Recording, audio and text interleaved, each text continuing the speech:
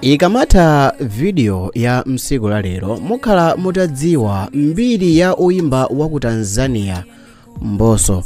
Dzina langa ndine Samavita, tiyeni tikhale limodzi. Mbosso amene dzina lake lenileni ndi Yusufu Kirungi anabadwa pa 3 Oktoba mchaka cha 1995 kudera la Kibiti kumeneko ku Tanzania. Pano pa Mbosso amakhala mu mzinda wa Dar es Salaam mu dziko la Tanzania. Mbosso amadziwika ndi nyimbo zake monga Nadekezwa, Hodari, Ate, Tamba, Watakubali ndi nyimbo zambiri. Mavideo a nyimbo za Mbosso monga Nadekezwa ndi Hodari zinawina Video of the Year muma awadi a 2019 kumeneko ku Tanzania. Mu music industry ndi movuta zedi maka kuti oyimba akhalebe relevant komanso consistent, kapena kuti akhale okhazikika komanso odalirika amene samagwedezeka kwa nthawi. Oyimba ambiri amalowa pansi, luso lawo limalowa pansi lisanafikepo pa chimake, koma Mbosso wakhala ali mu game kwa zaka ndithu. Tiyeni tione nkhani ya Mbosso. Bambo ake ndi a Yusufu Bwana Kirungi ndipo mayi yake ndi Khadija Salum Kikali. Mbosso anaphunzira skulu kulekezera form 4 ndipo sanapitirize pamenepo chifukwa kwawo kunali kovutika kwambiri.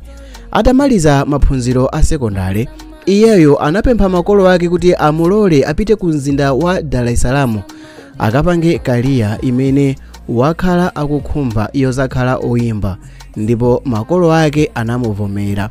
Atafika ku Dar es Salaam moyo sunali wophweka, zinafika penapo malakalaka kubwerera ku muzi kwawo.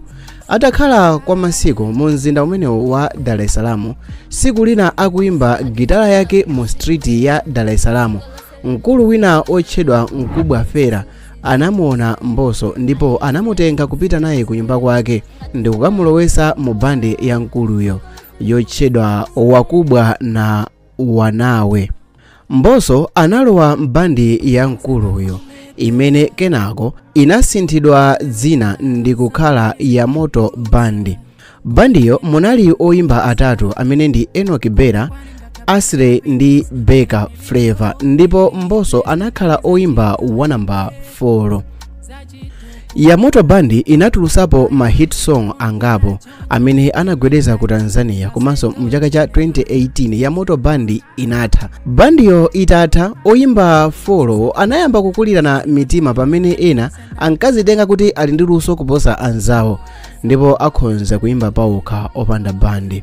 Bandiyo itatha, Mbosso anabwerera ku muzi kwawo ku Kibiti ali okhumudwa zedi ndipo anayamba kupitiriza kuthandizira makolo ake kulima.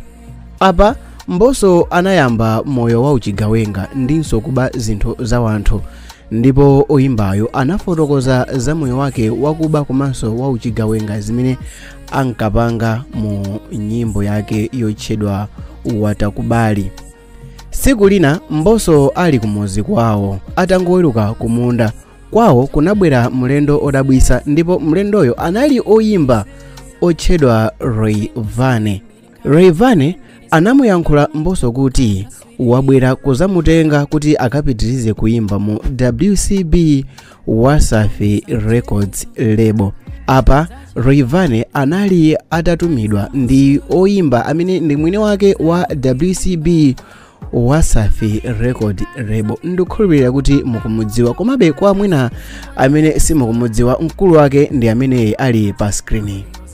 Koma kungotengera kwanza tamina amene mukumvera audio ye. Oyimbayo ndi Diamond amene ndi mwini wake wa record label imene.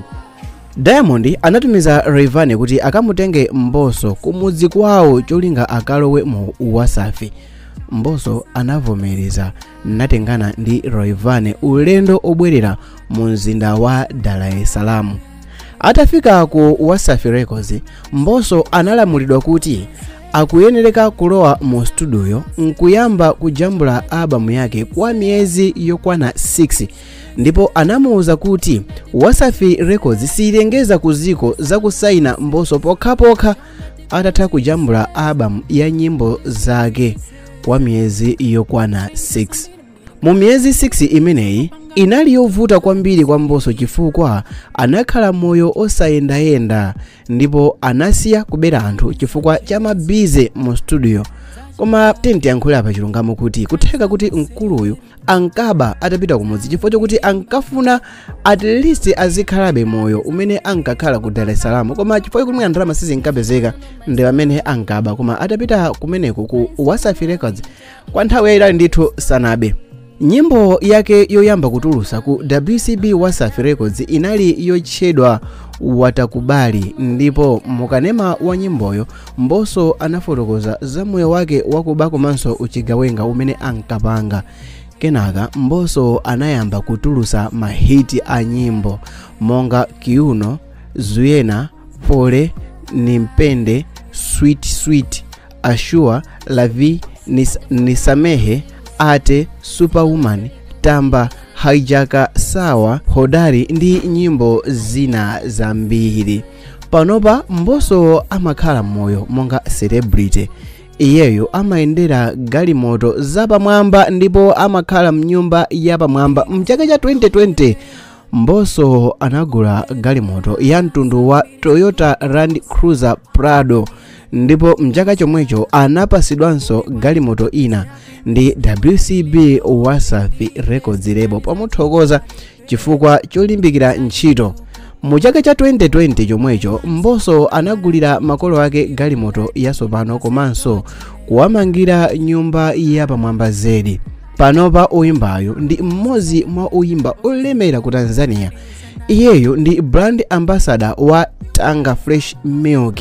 Iyeyo ali ndi chuma chimene ndi pakati pa 70,000 US dollars imene ndi pafupifupi 165 million Tanzanian shillings. Panopa Mbosso ndi osakwatira.